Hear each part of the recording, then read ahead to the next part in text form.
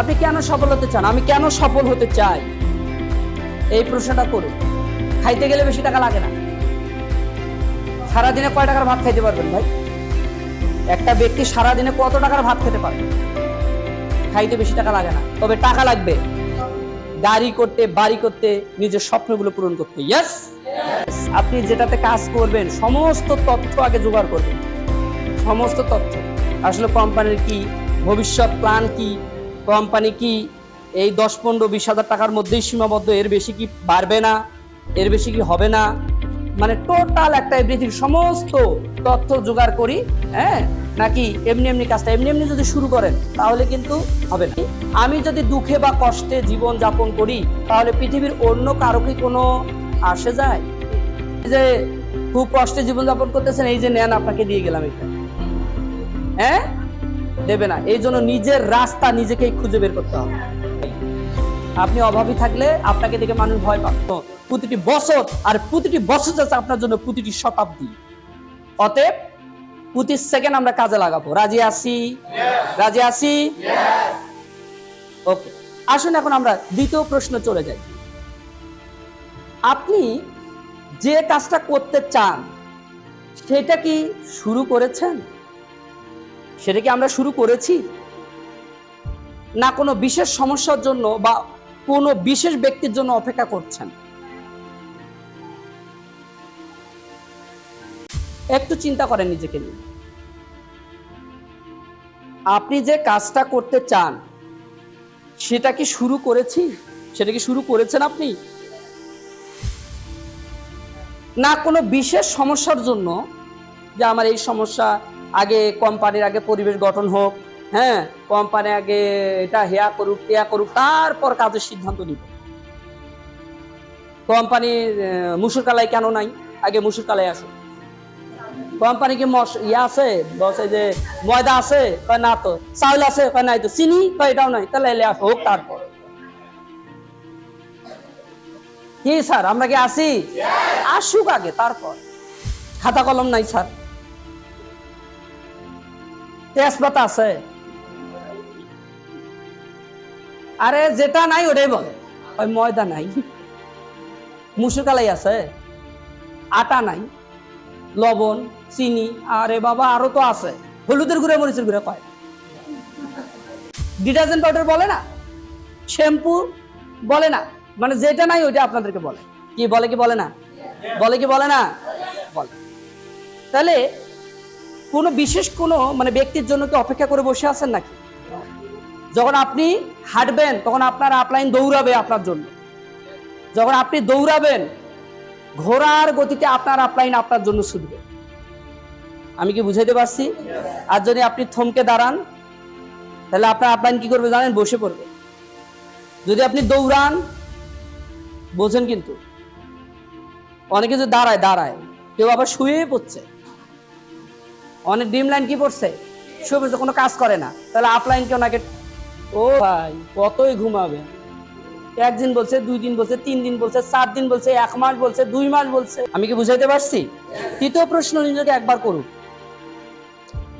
কোনো কাজ শুরু করার আগে কাজটা নিয়ে কি সমস্ত তথ্য জোগাড় করি, নাকি এমনি এমনি কাজটা শুরু করি? ইয়েস, আপনি যেটাতে কাজ করবেন সমস্ত তথ্য আগে জোগাড় করবেন।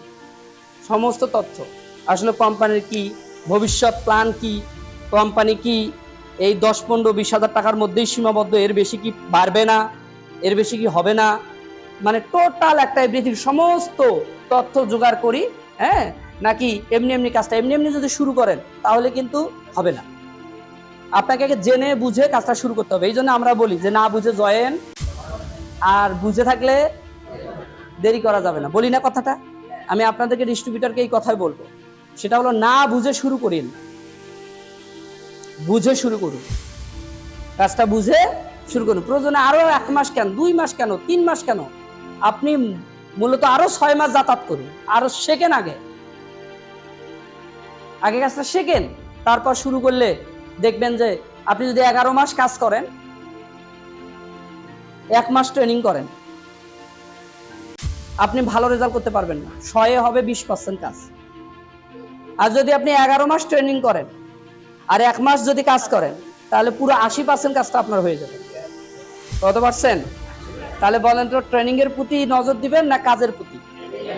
কিসের প্রতি? ট্রেনিং এর প্রতি নজর দিতে হবে আমাদের। 4 নম্বর প্রশ্নে আসেন, আপনি কেন সফল হতে চান?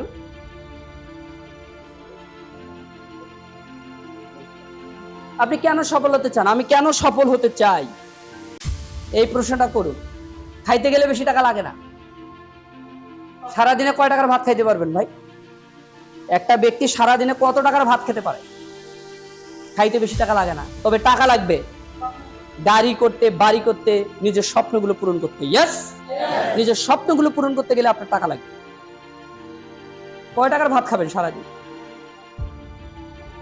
এই জন্য নিজের স্বপ্ন পূরণ এবং অন্যের স্বপ্ন পূরণের জন্য আপনাকে উঠে দাঁড়াতে হবে। রাজি আছি? পঞ্চম প্রশ্ন কি, আমি যদি দুঃখে বা কষ্টে জীবন যাপন করি, তাহলে পৃথিবীর অন্য কারো কি কোনো আসে যায়?